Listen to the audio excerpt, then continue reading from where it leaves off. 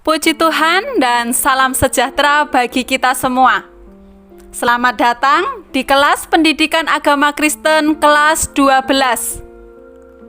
Dalam KBM kali ini, kita akan masuk dalam pelajaran kelima dengan tema multikulturalisme. Saya berharap sebelum memulai KBM saat ini, semua murid berdoa secara pribadi terlebih dahulu. Sekarang kita akan masuk dalam materi. Topik multikulturalisme adalah pembelajaran yang sangat penting untuk remaja tingkat SMA atau SMK. Seperti yang kita ketahui, bahwa bangsa Indonesia adalah bangsa yang multikultur. Ada banyak keanekaragaman di bangsa kita. Ada berbagai macam suku, budaya, agama, keberagaman gaya hidup, cara pandang, dan lain-lain.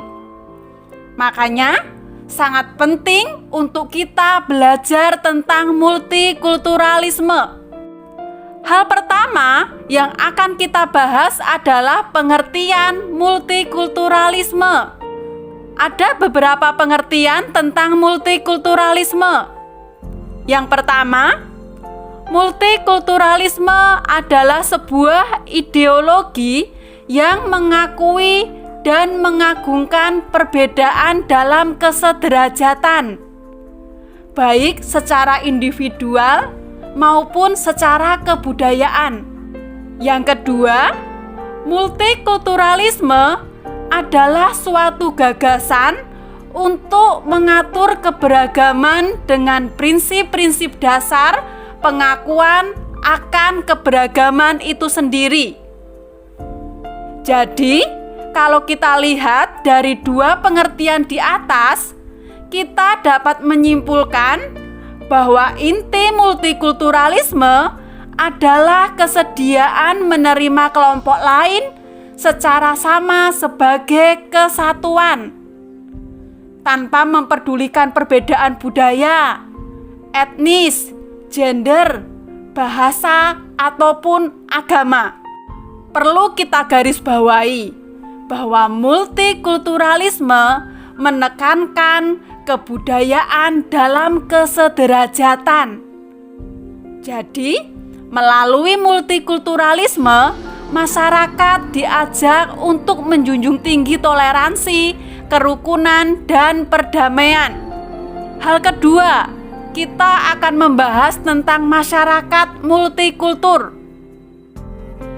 Dalam pelajaran sejarah, kita belajar bahwa sejak zaman kolonialisme terjadi penindasan terhadap suku, bangsa, dan budaya masyarakat tertentu. Ada bangsa dan budaya tertentu yang menjadi begitu superior dan berkuasa, dan mereka cenderung menolak serta menindas suku, bangsa, dan budaya lain, bahkan agama lain. Sejak zaman kolonialisme berakhir pun, kita sering melihat penindasan dan pengabaian terhadap kaum minoritas. Bahkan sampai dengan saat ini, kita pun juga masih melihat ada orang-orang dari kelompok tertentu diperlakukan secara tidak adil. Dan kenyataan itulah yang melahirkan pandangan baru mengenai multikulturalisme. Melalui multikulturalisme ini, diharapkan masyarakat memiliki cara pandang baru terhadap keberagaman, yaitu semua manusia dalam keberagamannya memiliki hak yang sama untuk diterima, dihargai, dan dipenuhi hak-hak asasinya sebagai manusia. Hal ketiga, kita akan membahas multikultur Indonesia. Sebagai pelajar, kita pasti tahu bahwa Indonesia adalah negara Bhinneka Tunggal Ika. Meskipun ada banyak perbedaan, ada banyak keberagaman, tetapi tetap terintegrasi dalam persatuan dan kesatuan. Dan kalau kita lihat di bangsa kita Indonesia, masih sering terjadi konflik di kalangan masyarakat. Masih ada orang-orang yang membeda-bedakan suku, agama, status sosial, dan ada orang-orang yang merasa diperlakukan secara tidak adil, dan lain sebagainya. Saya mengambil contoh, di Indonesia pada zaman Orde Baru tidak ada pengakuan terhadap agama Konghucu. Bahkan masyarakat keturunan Cina amat dibatasi hak-hak politiknya. Dan sejak di bawah pemerintahan Presiden Abdurrahman Wahid, negara mengakui agama Konghucu dan hak-hak masyarakat keturunan Cina dipulihkan sama dengan kaum pribumi Indonesia. Bahkan ada seorang tokoh muda dari kalangan pribumi Cina yang akrab disapa Ahok menjadi Gubernur DKI Jakarta. Hal itu merupakan pencapaian yang luar biasa. Mereka berhasil menembus tembok minoritas dan membuktikan bahwa semua orang memiliki kesempatan untuk menjadi pemimpin di negara ini. Semakin kesini, multikulturalisme di bangsa kita semakin membaik. Dan kalau kita lihat dalam kehidupan beragama, khususnya di gereja, kita lihat multikulturalisme di bangsa kita semakin membaik. Contoh, GKI yang dahulunya merupakan gereja orang Indonesia keturunan Tionghoa, pada masa kini jemaat GKI berasal dari berbagai suku, budaya, dan daerah.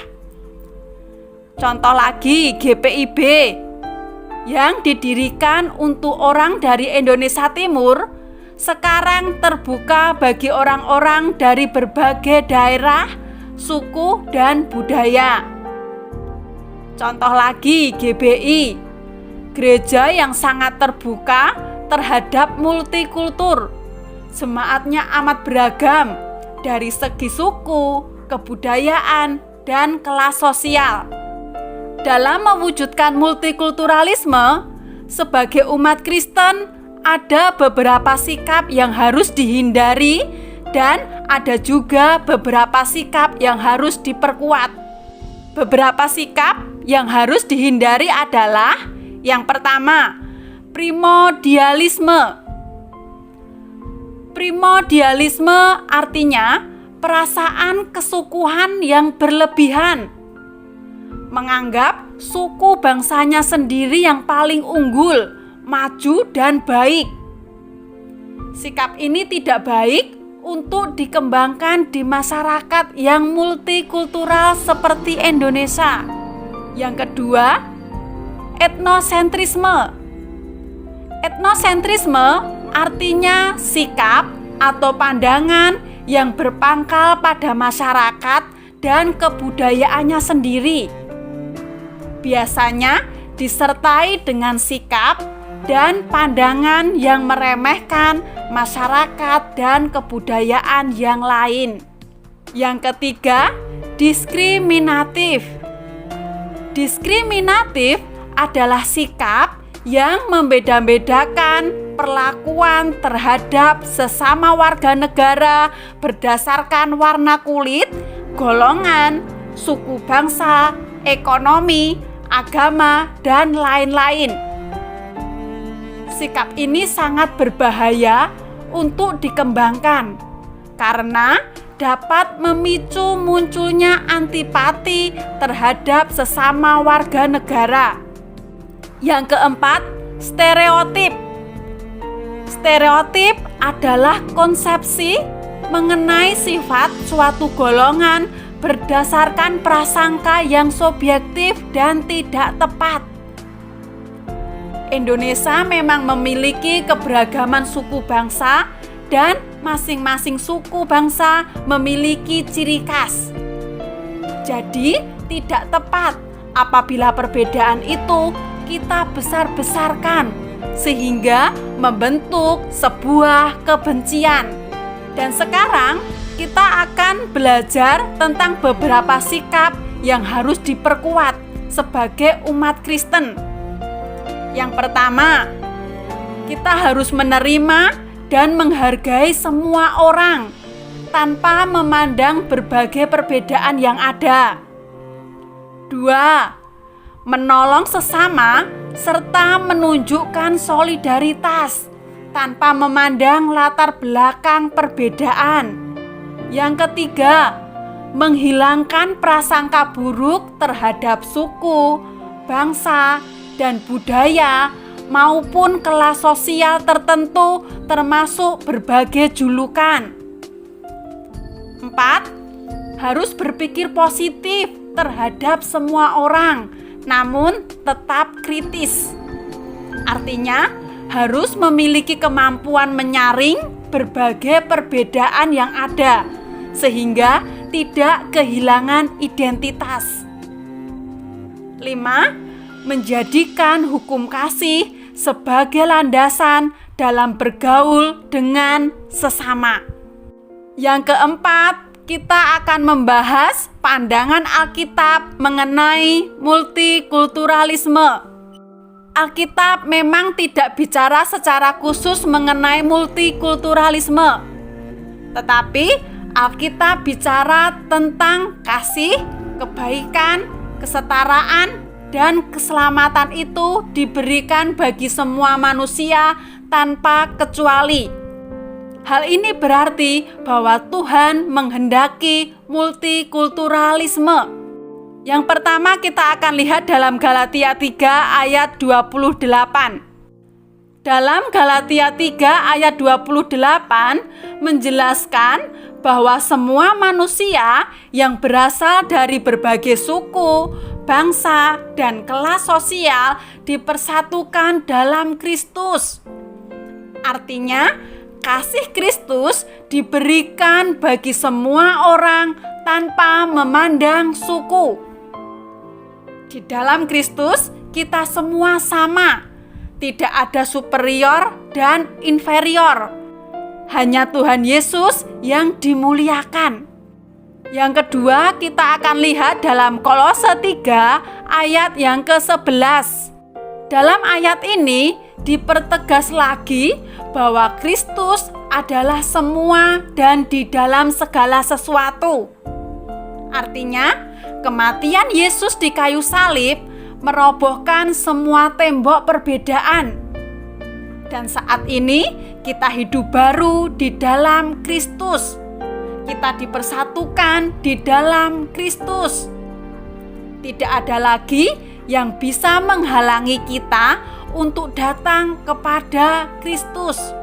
Hidup baru di dalam Kristus berarti kita menanggalkan manusia lama kita dan kita hidup baru sesuai dengan tuntunan Tuhan. Paulus mengungkapkan model manusia baru yang harus dikenakan oleh anak Tuhan, yaitu manusia baru yang penuh dengan belas kasihan, penuh dengan kemurahan, penuh dengan kerendahan hati, kelemah lembutan, dan kesabaran. Lewat kedua ayat Alkitab yang sudah kita bahas, menjelaskan bahwa di dalam Kristus tidak ada lagi perbedaan. Kita semua satu di dalam Tuhan.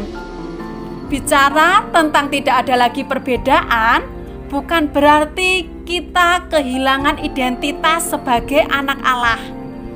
Multikulturalisme dibangun di atas dasar solidaritas, persamaan hak, keadilan, dan hak asasi manusia, di mana perbedaan itu diterima dan diakui serta tidak menghalangi kerjasama dalam menanggulangi berbagai permasalahan kemanusiaan. Puji Tuhan, pelajaran hari ini cukup sampai di sini. Dan kita bisa menyimpulkan bahwa multikulturalisme adalah kehendak Tuhan.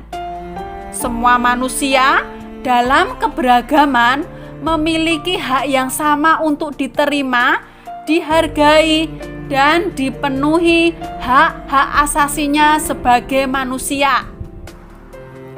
Jadi, lewat pelajaran kali ini, mari kita belajar untuk menghargai dan menghormati orang lain seperti menghargai dan menghormati diri sendiri. Selamat melanjutkan belajar, tetap semangat belajar di rumah, selalu jaga kesehatan, dan ingat untuk selalu mengandalkan Tuhan dalam segala hal. Terima kasih, Tuhan Yesus memberkati.